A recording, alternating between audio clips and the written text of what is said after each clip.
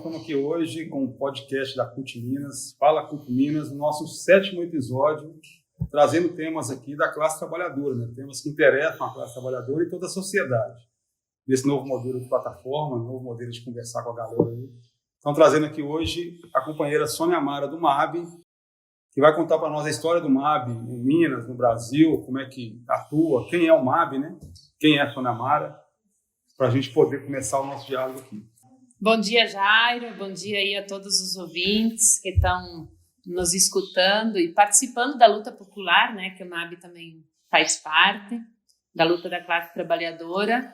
Eu sou Sônia, faço parte da coordenação nacional do MAB e também ajudo na articulação internacional, porque a gente constrói um movimento internacional que chama MAR, Movimento de los Afectados por Empresa, que estamos em 22 países e hoje chegando a 3 continentes. O MAB começa a sua história principalmente ali no período de 64, durante a ditadura militar, são construídas as maiores hidrelétricas no Brasil. Então você imagina construir barragens num período onde a ditadura era força e era lei. Então, nós temos hoje um passivo muito grande a nível nacional, inclusive em Minas, né, na construção de furnas, de outras barragens.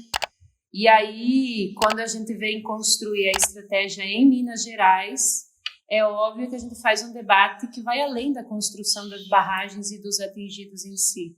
A gente conversa com os trabalhadores do setor elétrico brasileiro, a gente conversa com os trabalhadores da CEMIG, a gente conhece o Sindeletro, né, a Central Única dos Trabalhadores aqui, e começa a discutir um projeto energético popular também, começa a questionar a forma da construção das barragens, questiona o modelo de especulação dos acionistas, dos rentistas, faz a luta contra a privatização e discute o preço da tarifa, né? A gente fez um plebiscito bem importante, onde a gente conversou com grande parte da sociedade em Minas Gerais, chegamos a mais de 600 mil votos, criamos os comitês nos locais e a gente viu que é um tema que é muito significante para a população, né?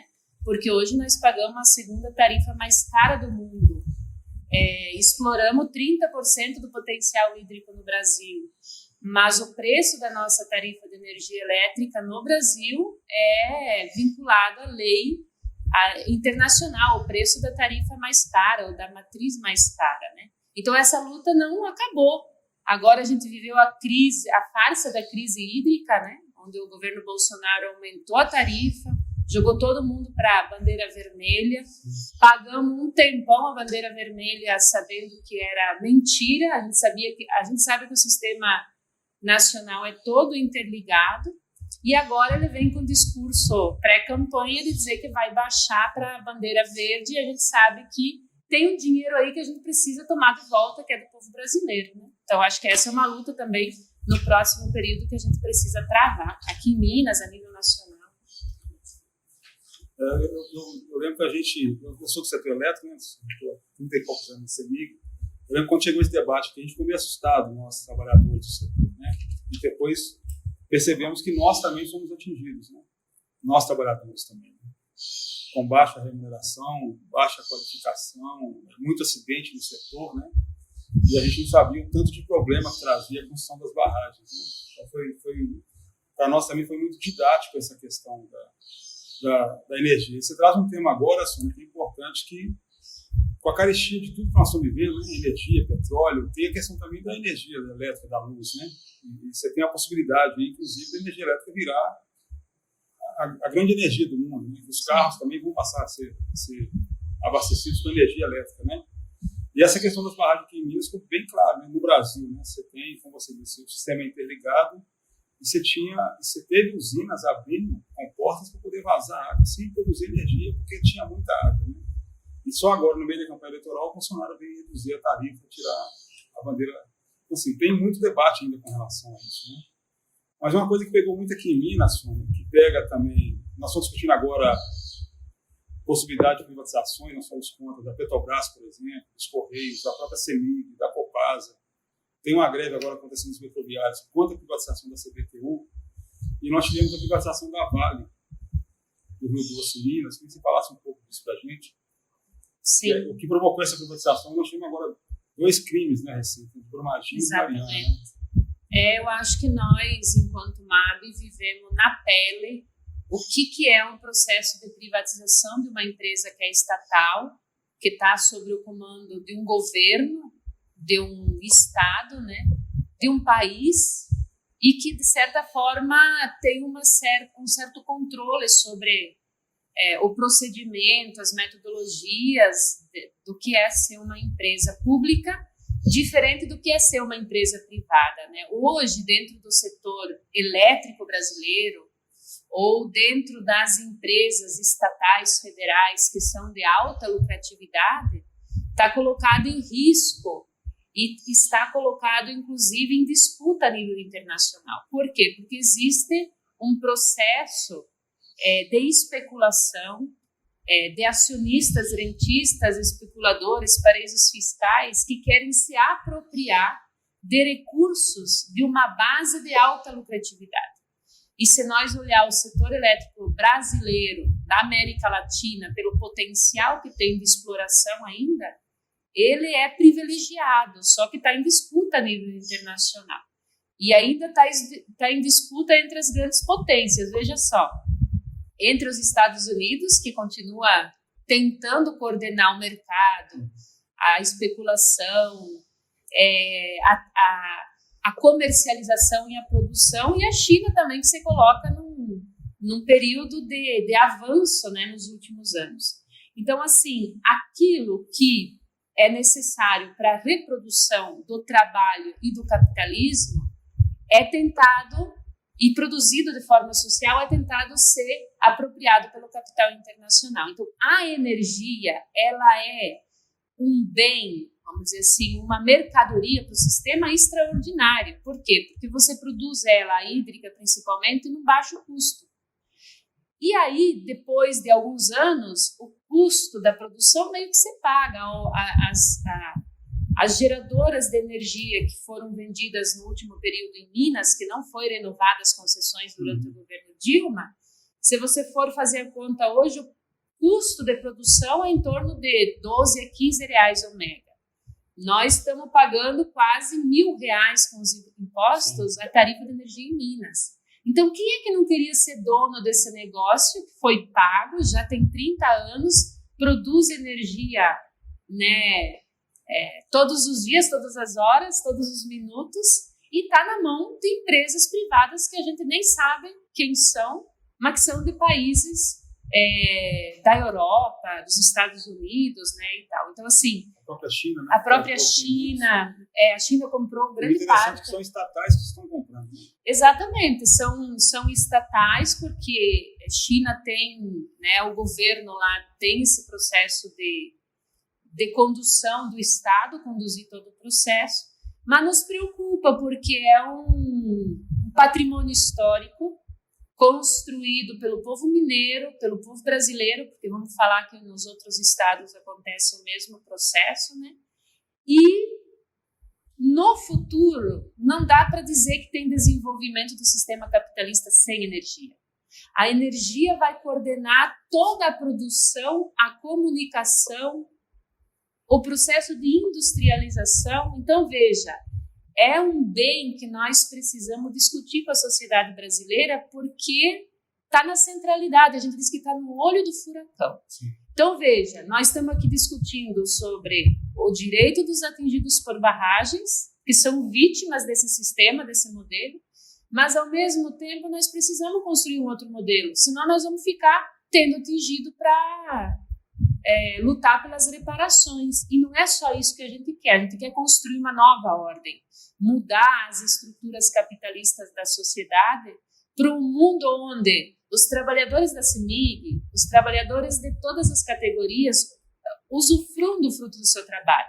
E hoje não tem isso, né? Hoje é tudo acumulado, os trabalhadores estão sendo terceirizados, quarteirizados, quase robotizados, né, no sentido de perder direitos historicamente conquistados, né? E as empresas sendo privadas, isso que você falou, a Eletrobras, a Petrobras. Então, Veja, depois que a Vale foi privatizada, ela passou a coordenar e ser a segunda maior mineradora do mundo. Inclusive, quando comprou a Vale Inco no Canadá, ela tentou padronizar a vida daqueles trabalhadores que tinham um estado de bem-estar social como a vida de um trabalhador no Brasil. Eles fizeram 1 ano de greve, dizendo, não, aqui nós temos direitos garantidos. A Vale disse, não, agora vai ter uma padronização. Um trabalhador vai valer a mesma coisa em qualquer parte do mundo. Por quê? Porque o que está colocado em jogo é o lucro extraordinário, né? Então, você cria essas contradições. As barragens da Vale estão no seguro, então ela ganha, inclusive, com os rompimentos, por exemplo, Mariana, Brumadinho, paga todo aquilo, a dívida que, vamos dizer assim, reconstrói, não é que paga a dívida, reconstrói as suas barragens, se recoloca no projeto de mineração, faz acordo bilionário com o governo Zema aqui em Minas Gerais, entrando já no que ela também se posiciona na disputa política eleitoral de poder e é, de certa forma, um poder paralelo, né? A Vale acaba sendo, em vários países, ela financia projetos para manipular a informação do povo, na África, em vários lugares. Então, aqui em Minas, é bom nós reafirmar e denunciar que a Vale tem feito um acordo bilionário com o governo Zema. Para quê? Para recolocar ele na conjuntura eleitoral. Não vai atender a demanda que tem dos atingidos por barragens. Não teve participação social. Nós que estamos aí todo dia em luta durante toda a pandemia, tentando colocar a pauta dos atingidos. Só que os atingidos não são ouvidos. Simbolicamente, a gente entra nas audiências para ouvir uma negociação entre a Vale e o governo. Isso é um outro crime que se coloca hoje na conjuntura mineira. Então, nós temos que denunciar isso, porque agora o Zema coloca parte desse recurso para os municípios, aí nos municípios não tem participação social, né? Muitas vezes os prefeitos acabam fazendo campanha também com esse dinheiro e nós precisamos pautar que tem uma dívida social, que tem que trabalhar, esse recurso precisa ser investido em questões sociais. Os trabalhadores da educação estão em greve. Por quê? Porque está exigindo o mínimo, que é o piso nacional, que é uma lei. Então, por que nós não conversar que esse dinheiro que está sendo colocado hoje parte para os municípios e partes que a gente também não sabe onde vai ser usado, não investir na categoria que está em greve, mais de 400 mil trabalhadores da educação, investir na educação, na saúde, no transporte, que também já era, agora vai para 5,80, acho. 5,80, questão então, assim, aqui na Grande BH. Exatamente, é um absurdo a forma que as empresas e os governos de direita, como o Zema e o governo Bolsonaro, lidam com os nossos direitos, lidam com os nossos recursos naturais e lidam com a vida, né? Porque dentro desses 2 crimes de Mariana e Brumadinho, nós tivemos quase 300 mortos, que foi um crime que a Vale fez e que até hoje está todo mundo impune, né? Os culpados não pagam pelo crime. E a gente sabe que essas empresas, os donos são acionistas, são rentistas, então assim, a gente nem conhece a cara. Mas nós sabemos que é um método, é uma concepção capitalista e imperialista, né, que está se colocando hoje no mundo. São, na maioria, esses que aplicam na Vale, nessas grandes empresas, igual a Semi Copada, são estrangeiros, né, são estrangeiros. Com certeza. E nessa questão do crime, parece, a informação que eu tive, que o lucro da Vale aumentou muito, né? Exatamente. Mas ela construiu alguma casa, o pessoal que foi atingido, ela atendeu alguém? Ou só está nesse acordo aí com o governo e o lucro dela só subiu? Jair, se nós perguntar aí para a sociedade mineira, todo mundo acha que as casas estão prontas, que o reassentamento de Bento Rodrigues já está funcionando, que todo mundo está vivendo feliz nas casas. Não é verdade. 6 anos depois, o reassentamento não entregou nenhuma casa.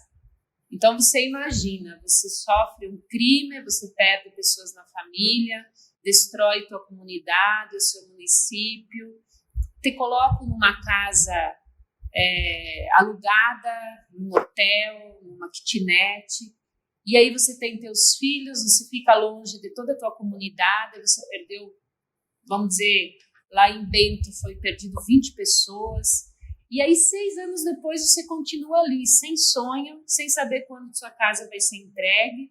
Então, assim, nós estamos nessa luta de denunciar que até hoje não tem nenhuma família dentro de uma casa nova em Mariana. E Brumadinho também não. E as casas que foram reformadas ali no distrito de Paracatu, na região de Mariana, que estavam rachadas, né, pelos rompimentos e pela lama que passou, estão caindo. Eles reformaram com empresas terceirizadas, mas que não foi de qualidade o processo de reparação. Então, assim, a gente continua com o mesmo problema e o crime se renovando todos os anos, né? E sem contar que agora, com a questão das chuvas de janeiro, principalmente dezembro, nós vamos ter um problema muito sério. Os nossos rios, as nossas bacias não são mais as mesmas, principalmente com o rompimento de Mariana, né, na bacia do Rio Doce e Brumadinho aqui no Paraupeba, os rios foram assoreados. Então, assim, qualquer 2, 3 dias de chuva, o que acontece? Remove a lama e a lama vai para dentro das casas das famílias. Então, nós, a partir de agora, vamos ser atingidos todos os anos. Sem contar que nós temos barragens na região metropolitana em processo eminente de rompimento. Sim. E isso pode, inclusive, impactar e deixar toda a região metropolitana no próximo período sem água. Então, assim, quando que nós vamos nos sentir afetados e atingidos por esse modelo energético? Nós já temos contradições no Estado. Nós estamos com a tarifa, uma das tarifas mais caras do mundo. Nós estamos com rompimentos na região metropolitana, com várias barragens em nível 3, Itatiaia-Sul, se romper, vai contaminar parte da água que abastece Belo Horizonte, né? Várzea das Flores tem especulação imobiliária, sim, tentando construir e secar mais de 500 vertentes de água que abastece mais de 500.000 famílias aqui na região metropolitana. Então, veja, são posturas, métodos e como funcionam as empresas privadas, né? Vamos dizer assim, Jair, por exemplo, quando você privatiza um trem, você privatiza porque ele não está dando lucro ou porque você quer ganhar dinheiro com isso? Quer ganhar muito dinheiro, né? Quer ganhar dinheiro com isso. Então, assim, quando você privatiza algo, o Estado diz que não está dando lucro. Aquilo que o Zema fala da CEMIG, da Copasa. Sim, sim. Não, nós temos que entregar porque o Estado não está dando conta. Não é verdade. Eu só vou comprar alguma empresa pública se ela já está paga, se ela está estruturada, se o Estado continuar fazendo a manutenção e eu vou ficar com os lucros. Porque, por exemplo, olha a Petrobras. A Petrobras virou uma empresa extremamente furadora de petróleo. O dinheiro dela não vai mais para o investimento do desenvolvimento nacional do país. Por quê? Porque no processo de privatização, os acionistas que ficam com o desenvolvimento dessa empresa, com o lucro. E as nossas empresas estatais dão lucro. Isso que é importante. Por isso que as empresas privadas querem se apropriar desse nosso patrimônio nacional e aqui no estado de Minas Gerais, principalmente. Pega algo, né, Sônia, que a gente fala muito de soberania, às vezes as pessoas não entendem, mas são coisas que são essenciais hoje, né? Você pega energia elétrica, é essencial, ninguém vive mais sem energia elétrica, né? Não tem como. Água, questão da Copasa, da privatização, é essencial. O minério hoje é uma grande, né, tem uma grande saída. E o minério, ele acaba um dia, né? Ele vai durar a vida inteira aqui em Minas Gerais. Então, assim, o imposto que as empresas de mineração pagam é muito pouco, né? Comparado ao que nós pagamos de imposto. Exatamente. Pessoas comuns, né? Então, para nós aqui em Minas, Sônia, vai sobrar só barragem, só nessas que estão aí com rejeitos, né?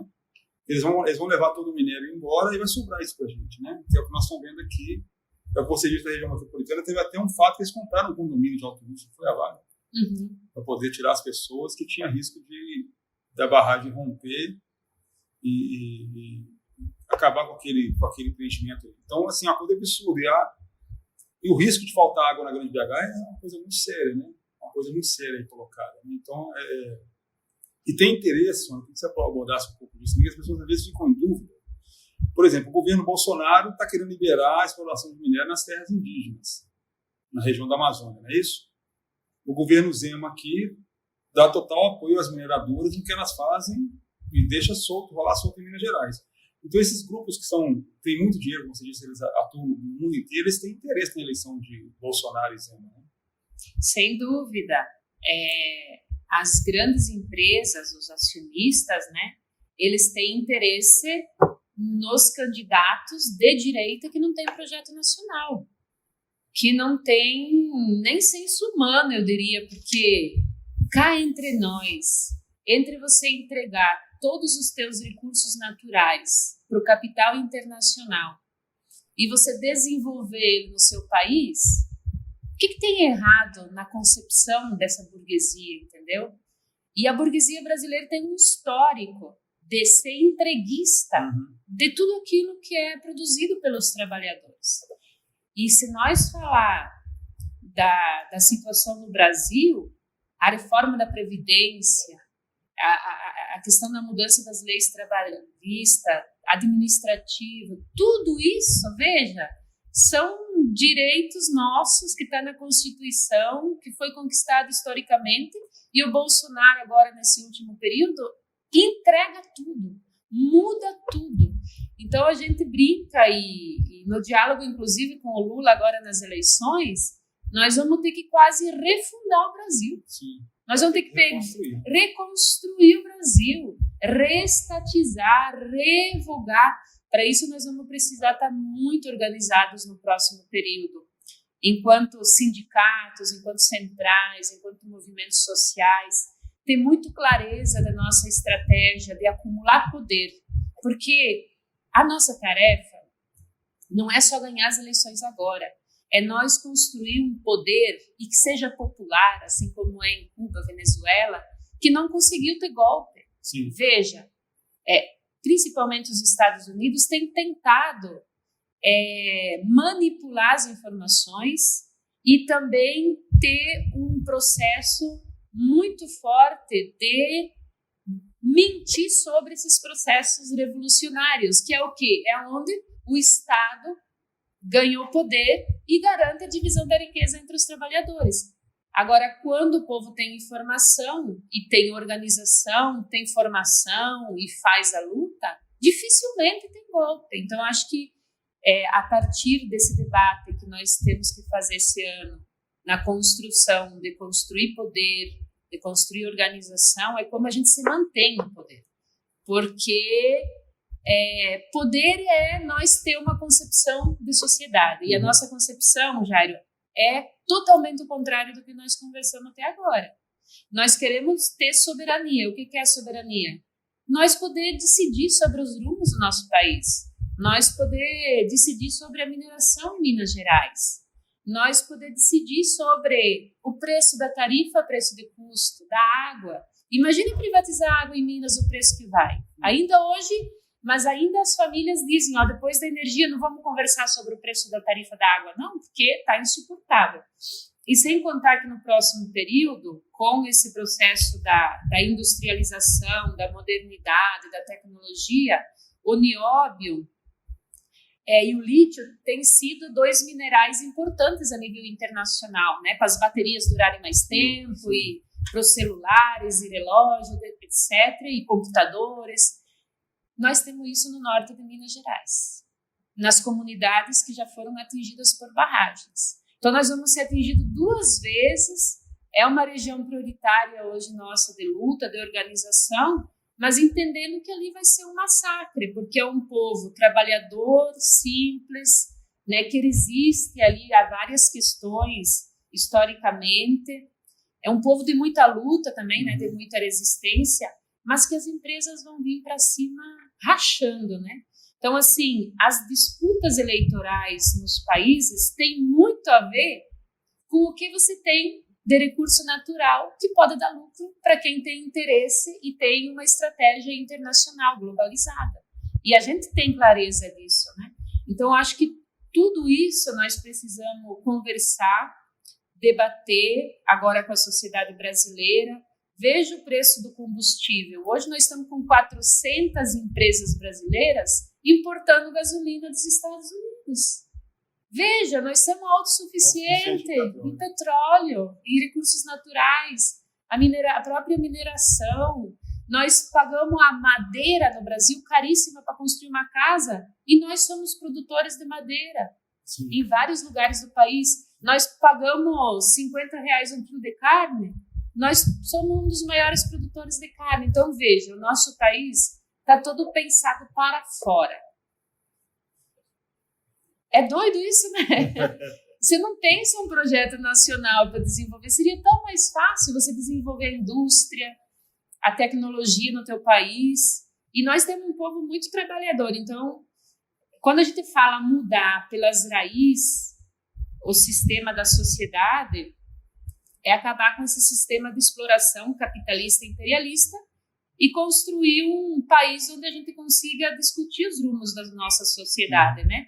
E as eleições esse ano, nesse processo, é bem estratégico, porque o Lula também se coloca, né, nessa disputa e faz o enfrentamento às empresas, é contra todo esse processo de privatização, só que nós vamos ter que estar junto nessa peleia, porque a pressão internacional é muito forte. Nós temos vários governos na América Latina que assumiram o poder, são governos de esquerda, e que a disputa está grande em processo de tentativa de impeachment, assim como o Pedro Castillo no Peru já entrou com 3 pedidos na Câmara Federal para impeachment por incapacidade de governar, né? Dizem o pessoal da Keiko Fujimori, da direita. Incapacidade de atender os americanos. Exatamente isso. Então, a nossa grande força hoje, a nossa dívida e a nossa tarefa é como o povo brasileiro tenha essa compreensão, porque tendo essa compreensão, não vai mais acreditar, inclusive, em fake news. Porque se você tem a formação e sabe como funciona, assim como o povo cubano diz, nós aqui não temos problema com fake news, porque a gente sabe a verdade. Então, quando vem alguma informação, a gente já sabe de onde vem. Não vem do governo, não vem das nossas organizações, não vem dos nossos sindicatos. Então, nós precisamos chegar nesse nível, né? Sim. E tá aí, o povo passou um grande aperto, né? Nós tivemos em 2016 um golpe aqui no Brasil, né? Que foi para atender, isso foi avisar para todo mundo que a nossa vida ia piorar. Claro. Em 6 anos piorou demais, né? Foi muito acelerada a piora da vida do povo brasileiro, né? Com fome, com tudo. E você fala na questão do combustível, né? Nós somos autossuficientes de petróleo, e eu fico vendo aquelas propagandas lá do agronegócio. Nós somos recordistas de produção de grãos, e nós estamos pagando aí 40 contos no saco de arroz. Né? Então, assim, vai tudo para fora, né? É o tal do mercado Sim. neoliberal, né? Que eles colocam tudo para fora. E nós temos condições de ter uma vida muito melhor aqui no Brasil, né? Exatamente. Do nosso povo. E eu vejo as pessoas comentando, Sônia, que tem uma questão que também foi provocado isso, da pessoa achar que ela individualmente consegue as coisas, né? Independente do governo que aí está. E nós estamos vendo aí que não é bem isso, né? Nós vemos os companheiros e companheiras que trabalham com Uber, né? Que não depende só deles, Sim. né? Estão agora vivendo um grande problema aí com o preço dos combustíveis, né? Então, a questão das eleições agora, em outubro, é um marco para a gente, né? Sim. Para tentar fazer essa mudança, tentar melhorar a questão da vida das pessoas, né? Está aí colocado para a gente a questão das eleições, né? De como é que muda isso, né? Sim, você tocou numa questão importante que é os Uberes, né? O pessoal que faz esse trabalho informal e que é explorado por um aplicativo. Veja, parte desse povo, desses trabalhadores que hoje trabalham com Uber, eram desempregados. Sim. Ou estavam numa situação precária de vida. Então, foi uma saída. Local caro, fazer esse processo de tentar achar uma forma de conseguir sobreviver. Trabalhar 18 horas por dia. E aí trabalha o máximo, você está aí, né, não tem nenhum direito garantido, mas pelo menos aí aumenta o preço dos combustíveis. Aí aumenta a parcela do pagamento dos carros. O dinheiro ficou mais caro. Exatamente. Então, assim, todo mundo que tinha carro alocado ou financiado teve que devolver. né? Nós estamos vendo hoje uma precarização, inclusive, para nós pegar um Uber. Por quê? Porque diminuiu trabalhadores. E aí o debate que nós precisamos fazer, Jário, que eu acho que é mais político e de projeto, é o seguinte. O norte-americano se apropria de um conhecimento histórico da humanidade, desenvolvido na humanidade, nas universidades, desenvolve um aplicativo, que o aplicativo não é conhecimento dele, é um processo de evolução da sociedade, de uma tecnologia, e aí ele se apropria desse aplicativo e ele ganha dinheiro no mundo inteiro. Como você justifica isso? Ganha dinheiro no mundo inteiro, cobrando 20% cada corrida de cada trabalhador no mundo. Veja, essa é uma concepção, esse é um projeto do sistema capitalista que não dá para admitir. Não dá para admitir. Por quê?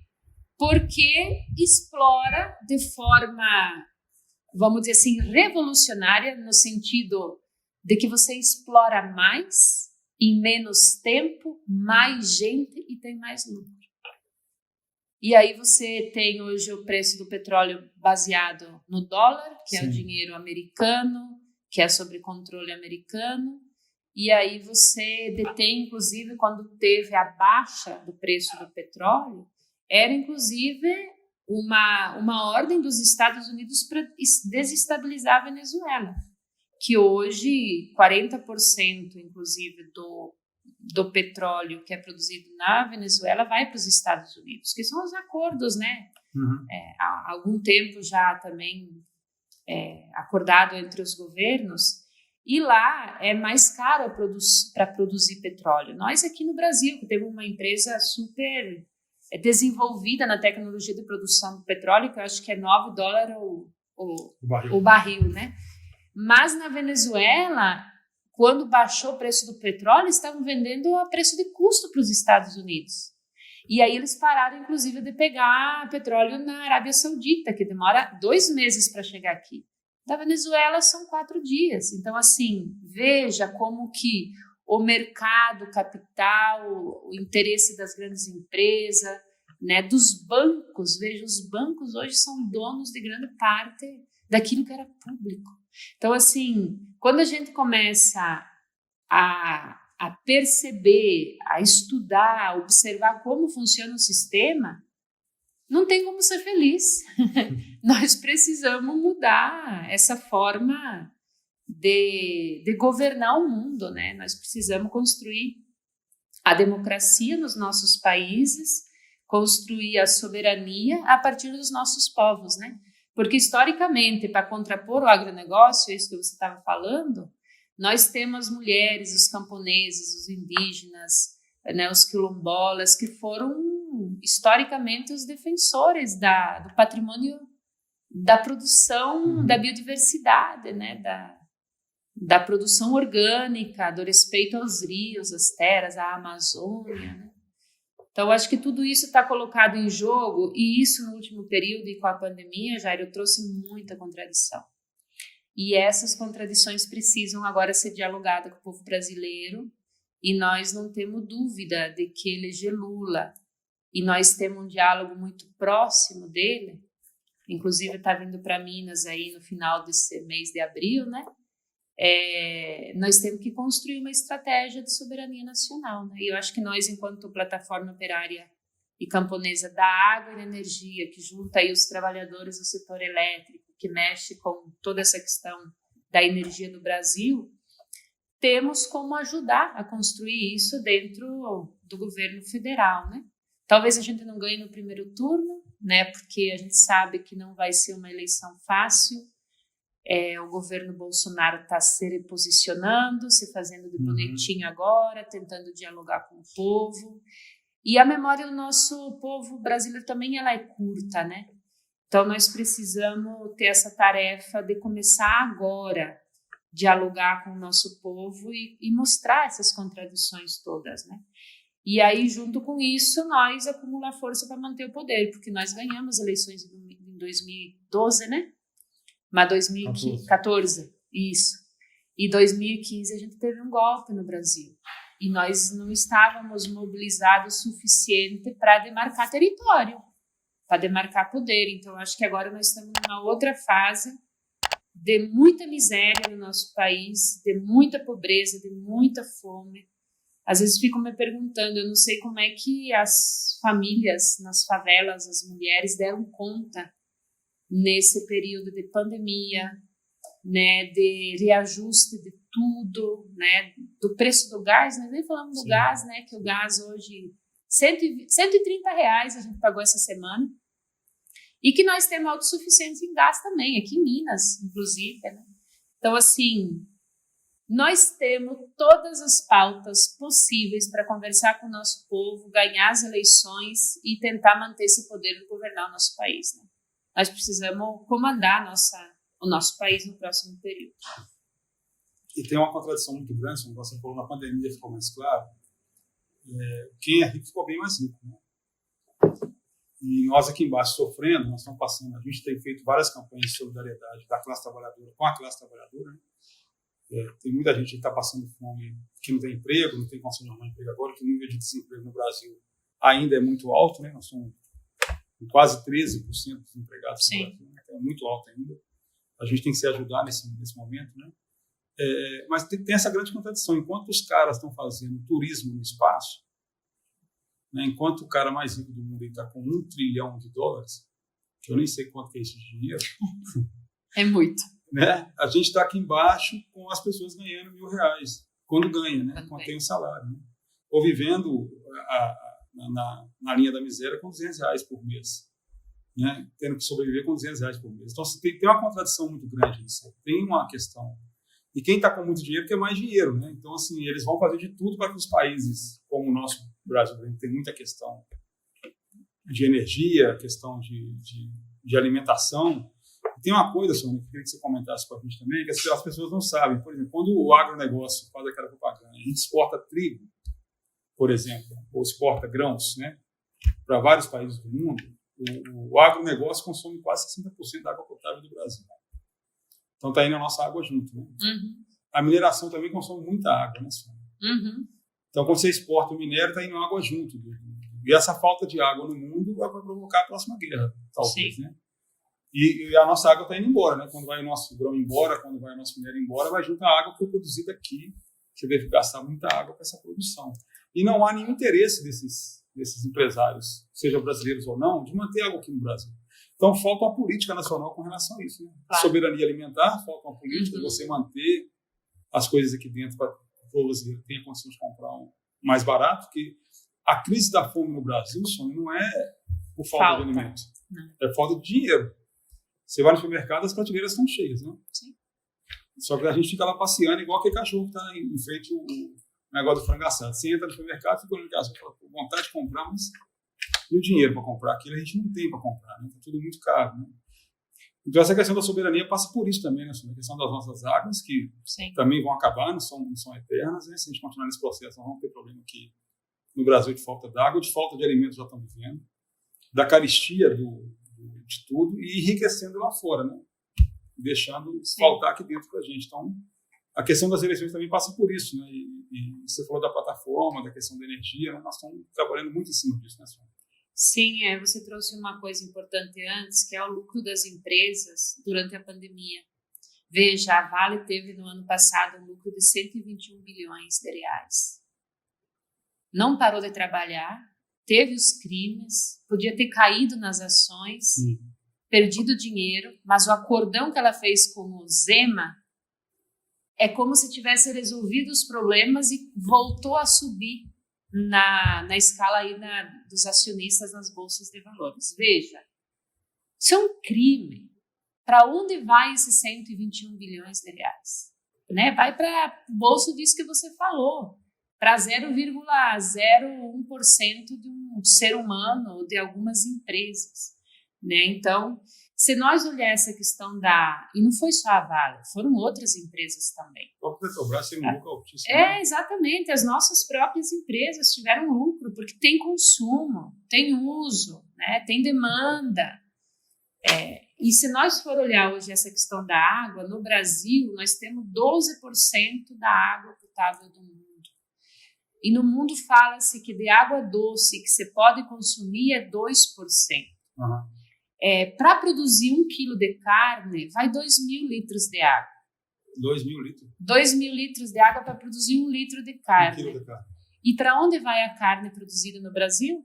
O frango, por exemplo. Vai tudo para fora. Está tudo indo para fora. Então, assim, nós estamos usando a nossa energia para produzir mercadoria para fora, nós estamos usando a nossa água para produzir para fora, nós estamos usando o nosso petróleo, o nosso gás, vai para fora e depois volta. Veja, a questão da circulação das mercadorias e dos bens naturais não tem lógica. E aí fica muito nesse trem da demanda, da oferta e da procura.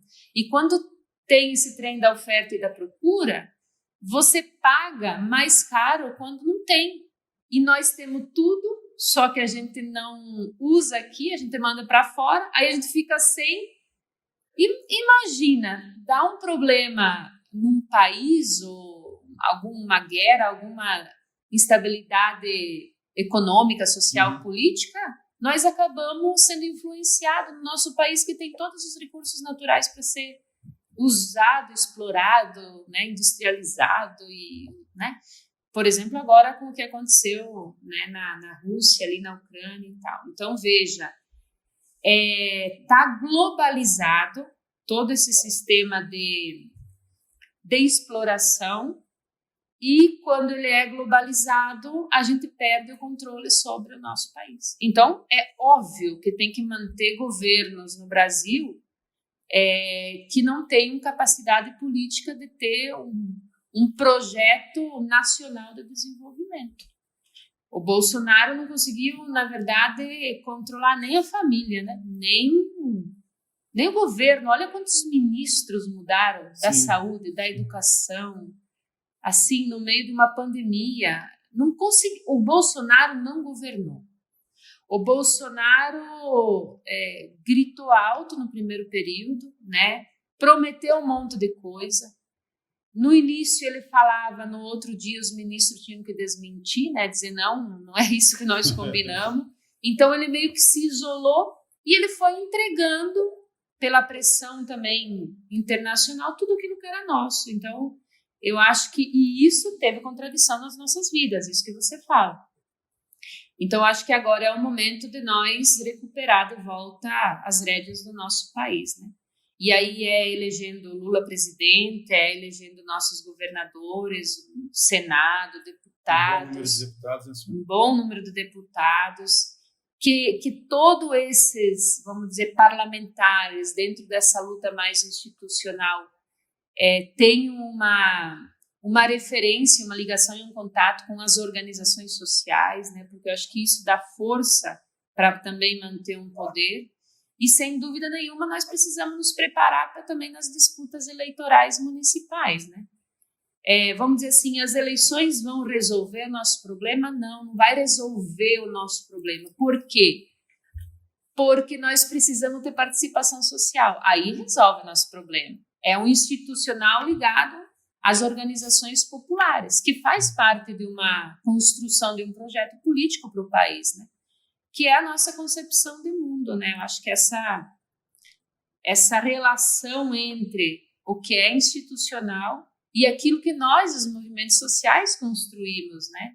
Aquilo que a gente tem feito nos últimos 30, 40, 50 anos no Brasil, principalmente depois do golpe militar no Brasil, onde nasceram organizações, sindicatos, partidos, que vieram a construir uma outra dimensão da sociedade, né? Que é uma sociedade, não é mais justa, é justa, é igualitária, onde os trabalhadores usufruem do fruto do seu trabalho. Se nós tiver isso, a gente seria muito feliz, não precisava nem empresa nos nossos países, porque se a empresa ou os ricos, principalmente mais as empresas especuladoras aí, se os ricos forem embora do nosso país, a gente continua, a gente não para, o país não para, né? Agora, se o povo parar de trabalhar, aí quebra tudo, né?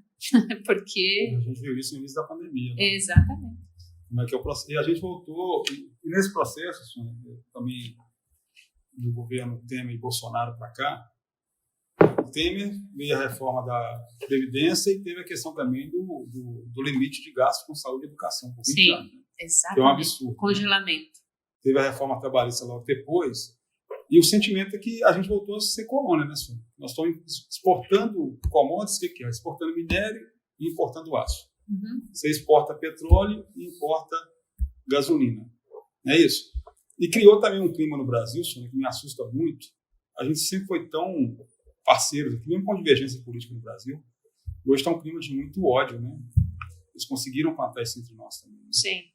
Essa divisão que teve lá no impeachment da Dilma, no golpe, que eles criaram um muro ali para dividir, né? Quem era de cada lado. Sim. Todo o ódio plantado por Aécio Neves, também não podemos esquecer, né? Que quando ele perdeu a eleição, ele disse que a Dilma não iria governar, né? Queria destruir o governo dela. Então o ódio começou ali com Aécio Neves, né? No processo de tentativa de destruir o governo. Então criou-se um ódio muito grande no Brasil também, que a gente não tem que reverter isso também, né, senhor? Como é que a gente consegue reverter essa lógica do ódio, de você não aceitar a diferença, né, que está muito hoje, claro, no Brasil, né? Muita questão homofóbica, racistas, né? Sim. Nós vamos ter que construir o sentimento da solidariedade. Eu acho que a solidariedade é um sentimento que é carregado de amor, porque você vê que você não é sozinho no mundo e que você não veio aqui para tentar ser um empreendedor e vencer na vida sozinho. Você está aqui para construir um projeto de forma coletiva, onde quando você vê uma criança na rua, quando você vê uma mulher na rua, um idoso na rua, você precisa sentir de que a gente precisa mudar essa situação e ter uma sociedade onde isso já não exista.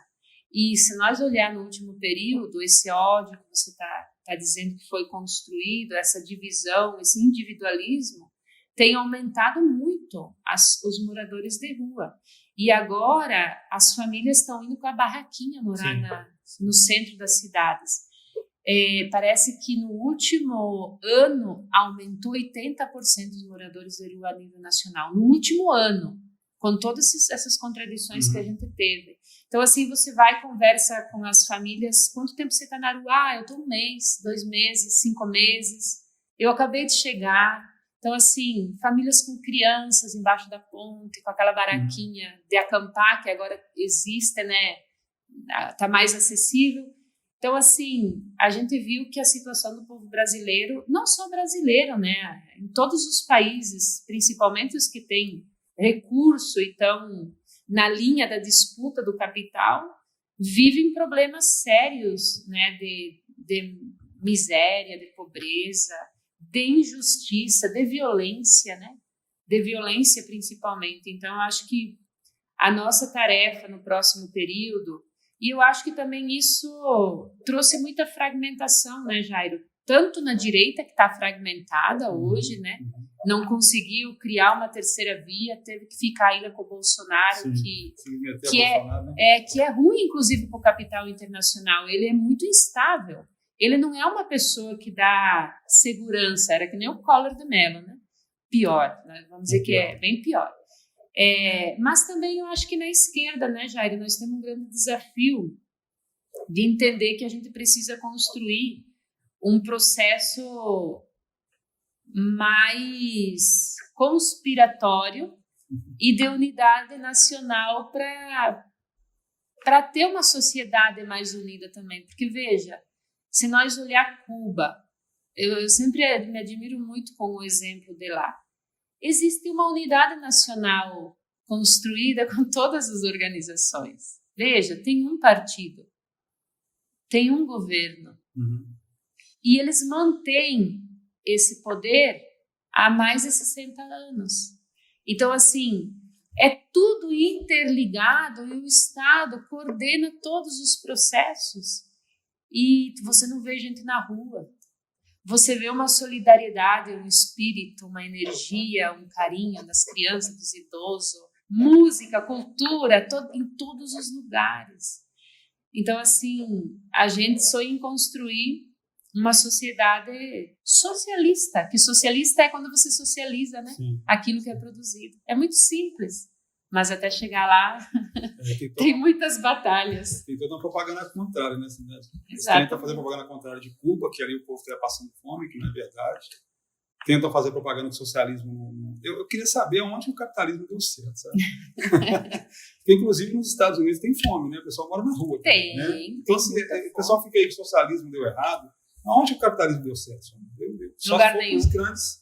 Em lugar nenhum. Você tem 1% da população capitalista com muito dinheiro, você tem os 99% passando algum tipo de necessidade, então é prova que o capitalismo não deu certo, não vingou no mundo, né? E não adianta essa questão que eu vejo alguns amigos, algumas pessoas comentando, no próprio bairro, no prédio onde você mora, não, se eu conseguir me resolver, tá bom. Mas ninguém é uma ilha, né? Não adianta. Se você morar num condomínio fechado, ter um carro blindado, não vai resolver sua vida isso, né? Tem um mundo lá fora que a coisa está piorando muito. E quando aperta muito, isso acaba virando alguma coisa, né? Claro. As pessoas têm um limite também, né? De suportável, né? As pessoas entram em depressão, as pessoas entram para violência, porque a ideia era vencer na vida sozinho, né? E você não consegue. Então, você entra em crise pessoal, né? Então, agora uma coisa que me deixa feliz, Jair, no último período que a gente começou a sair de casa e conversar com as pessoas, ir no Iapoque, na rodoviária, e vai conversando, o pessoal que votou no Bolsonaro não vota mais. Olha, eu votei no Bolsonaro, eu queria mudança, achava que ia mudar, tinha os trem das armas e tal. Eu tenho vergonha de ter votado no Bolsonaro. Então, eu acho que isso é importante, porque nós vamos também construindo uma experiência brasileira histórica nessa conjuntura colocada, né? E falando aqui, a nossa base atingida hoje pelas cheias e atingidas por barragens, principalmente na região metropolitana, votou no Bolsonaro. Sim. E nós não ficamos tristes com isso. Nós estamos lá exatamente para mostrar as contradições. Tem muito trabalhador que votou no Bolsonaro. E mudar essa concepção de que achava que o Bolsonaro ia ser, né, a saída para o nosso país. E viu que não é, entendeu? Então, acho que nós temos uma possibilidade muito grande de dialogar com o povo agora. Nós estamos num momento muito bom de poder recolocar o nosso projeto, né, para a classe trabalhadora. E trabalhar com os terceirizados, né, Jair? Eu vi que agora, a nível nacional, a CUT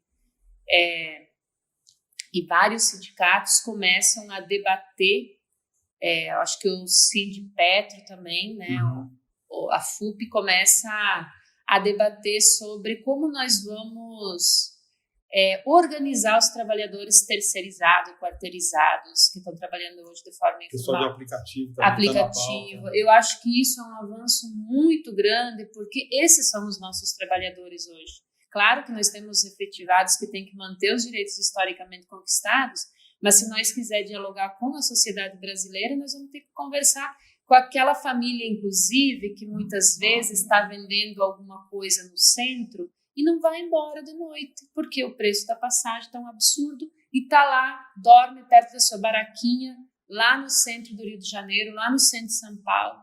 Então, assim, construir uma sociedade diferente é nós chegar no máximo de pessoas que têm uma concepção de como se organiza o trabalho, a política, a economia, e esteja ligado a alguma organização.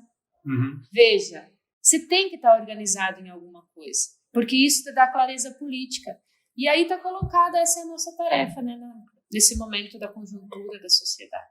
Sônia, para a gente terminando aqui, você tocou um ponto interessante, que eu conheço muita gente também que as pessoas foram enganadas, né, nas eleições de 2018. Sim. Teve muito fake news. Ali foi um processo científico, ali não foi à toa, né, tudo aquilo que aconteceu.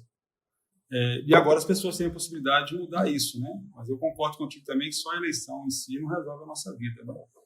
E tem uma atuação do MAB muito interessante também nas periferias, né, Sônia? Vocês têm feito um trabalho muito legal, né? Inclusive com os atingidos por barragem, mas também nessa questão aí da periférica, né? Que a gente ficou um pouco distante, né? Sim. E a gente está voltando, né? Para estar essa situação que é onde o povo ali concretamente tem passado muita necessidade, né? Sem dúvida, Jairo. Nós estamos, a gente brinca que a gente dá um prêmio para quem conseguir dialogar e organizar o povo das periferias, porque ali está o nosso povo hoje.